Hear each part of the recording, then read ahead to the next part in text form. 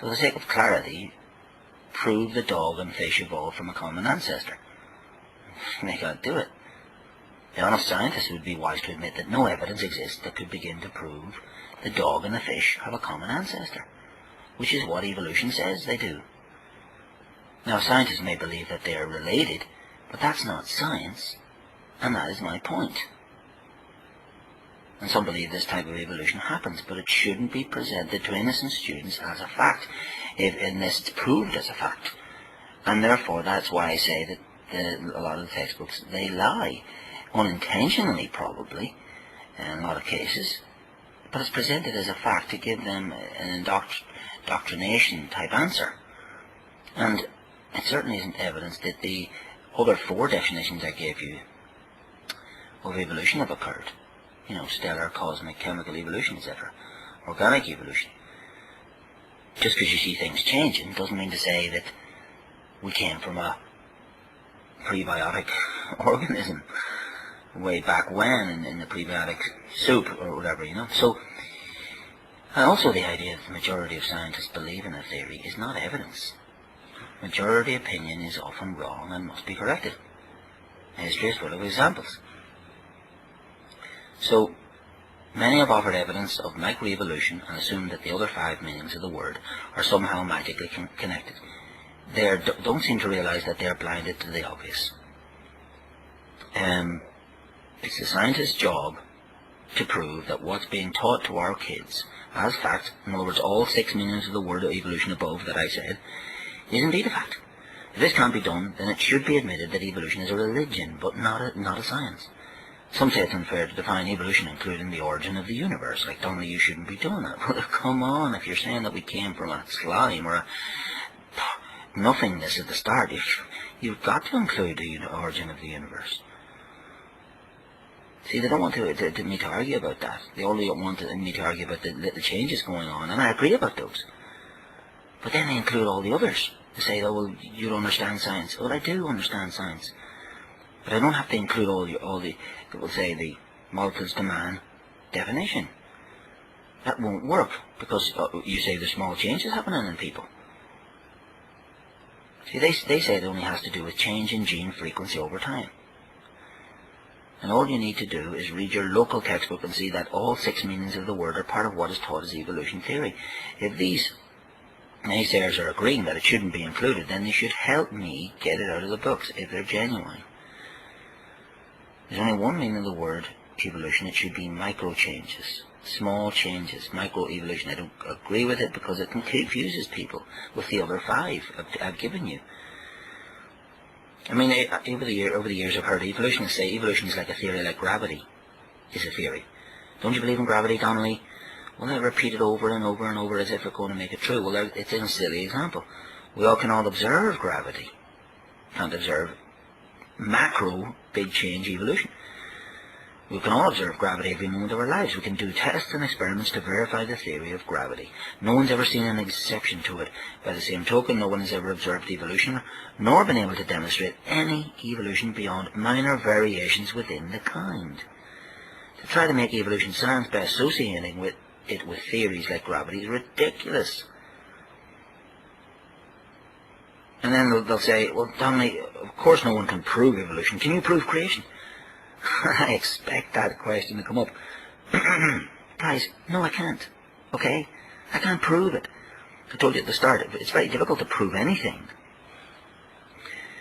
And you can't certainly prove creation in a lab. It's not the place where you would go to prove it, is it? Think outside the box, guys. What you need is a biographical testimony of somebody who was there. It's very difficult to prove that you are listening to this right now. Unless you give me witnesses and write it down and show me in a court of law, it would have to be written testimony. And that's what we have. The Bible is a written testimony. Don't you see it? It's a written testimony of how things started. Now, it's a simple account, but it is factual, nonetheless. Well, why is it any different than, the singularity of Stephen Hawking? People come along and mock Christians. Oh, you believe in that stupid book. Hey, well, look what you believe in. I mean, you believe in the beginning dirt. I believe in the beginning God. Well, what's so bad about mine? my theory or my religion. See, neither theory of origins can be proven. Both involve a great deal of faith excuse me, in the unseen. So, the question is, my logical question is, why do I have to pay for evolution religion to be taught to all the students in the tax-supported school system? If they want to have it, then they should say it's a religion, include it in the religion class, or get their own religious education board or something like that to teach it. I mean, since all taxpayers are being forced to pay for evolution to be taught exclusively, and evolutionists have had the last 130 years and billions of dollars in research grants to prove their religion, the burden of proof is on them to supply proof of their theory. Now, I don't have interest in getting in long email debates like Kent Hovind does as well. I will answer you, but if you want to phone me or ring me, go to my website, get me an email address, jjgd@aircom.net or in6days.ie, you'll see, and write to me, and then we can get the discussion going. Just as long, if you want to have a debate, just as long as there's equal time for each position, not each person, because you'll find that the creations get shunted out, and that's biased. Try and be fair, and have a list of the topics to discuss for me. Evolution, guys, is nothing but a religion mixed in with real science. Many have been duped into believing it. There's no evidence that any plant or animal ever can or did change into any other kind or creature. It's time that intelligent people the world over began to admit that well, the emperor has no clothes. There's no evidence for changes between the kinds of animals. The Bible, Scriptures, teaches that God made them to bring forth after their kind, to reproduce. This is all that has ever been observed. The same Scripture teaches that everyone is going to face Creator one day to be judged for everything they've said, done, or thought. Every knee will bow, and every tongue will confess. You say, well, I won't do it. No, you don't do it now, you won't. But you'll have to then. Say, I won't even do it then. Well, then he'll make you do it then. You say, well, why would I bow down to a Creator? Well, you better. It's not... Look, I'm sending out a warning. I'm sending out a compassionate warning. Do you hear me shouting about it? No. Well, why am I doing this kind of thing? Am I so bad to proclaim this message, am I? Does that make me a bad man? Come on. Get real, guys. I recommend that everyone prepare for the day that the Lord is coming. Take advantage of His mercy now and His forgiveness. Free salvation offered to any confess their sin and bow to Jesus right now as the Lord. Okay, but if you're interested in learning more about that spiritual experience, which it is, it's a change and it happens in a person, well then call me. Now, to go into this stuff a little bit deeper, I mean, the two basic world views, the creation worldview says that God made the universe approximately 6,000 years ago. The evolution worldview teaches that the universe made itself from nothing approximately 20 billion years ago. Some have said, well, no, it's 15 billion. Some say 16.5. Some people say 13.5. Well, okay, come on. You believe in billions of years. Fine, okay. So one of these opposing worldviews is obviously wrong, isn't it? And one is right. And I've shown you before in my video that their timeline charts show the differences presented. I mean, if you were to draw an evolution chart to represent the same scale as a creation chart, I mean, let's say 1 inch equals 750 years.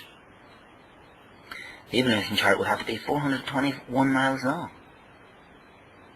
The entire theory of evolution is built upon the faulty assumption that the origin of the universe was billions of years ago, BYA, billions of years ago. Human mind cannot grasp billions of years. And that's like a fairy tale.